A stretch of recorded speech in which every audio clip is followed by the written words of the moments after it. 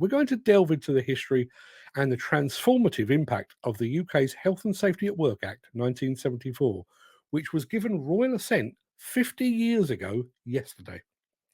Before the enactment of the Health and Safety at Work Act 1974, the UK's approach to workplace safety was fragmented and largely ineffective.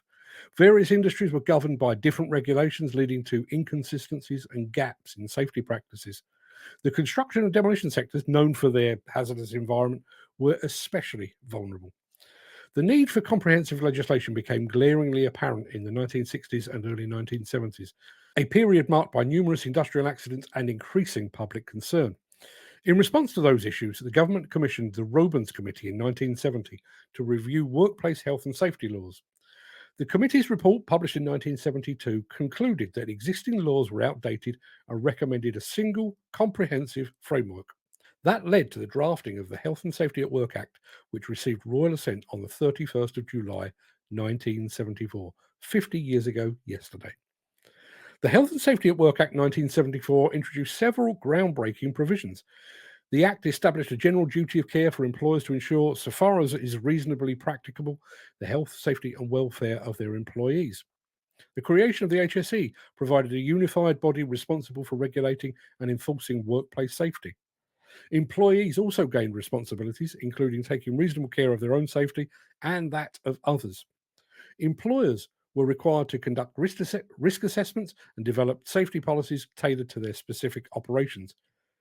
The Act's impact on the construction and demolition industry has been profound and multifaceted. I guess the most significant impact has been the dramatic reduction in workplace accidents and fatalities. Before the Act, construction sites were notoriously dangerous.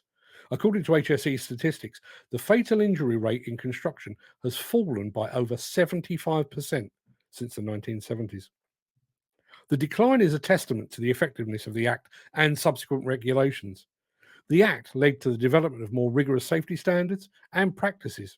For instance, regulations like the Construction Design and Management Regulations, or CDM, were introduced to ensure safety is considered throughout a project's lifecycle, from planning and design to construction and maintenance. These regulations require the involvement of safety coordinators, safety plans, method statements, making safety an integral part of project management.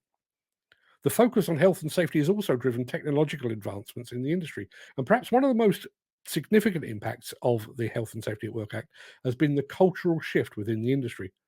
Health and safety is now seen as a fundamental value rather than a burdensome regulation.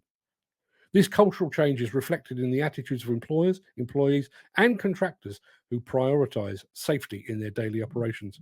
Regular safety briefings, toolbox talks, and a proactive approach to identifying and mitigating risks are now standard practice. Of course, despite the progress, challenges remain. The dynamic and complex nature of demolition and construction sites means that new risks constantly emerge. The industry has to continue to adapt and to innovate. But the health and safety executive and industry stakeholders are continually working to update regulations, improve training programs, and to promote a culture of safety. For all that, the Health and Safety at Work Act 1974 has had a transformative impact on the UK demolition and construction industry.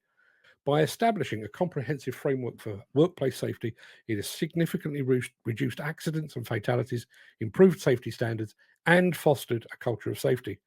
As we look to the future, ongoing efforts to enhance health and safety practices will be crucial in ensuring the continued well-being of workers in these high-risk industries. Any such advances and innovations will build upon the foundations laid 50 years ago yesterday, with the royal assent given to the Health and Safety at Work Act 1974.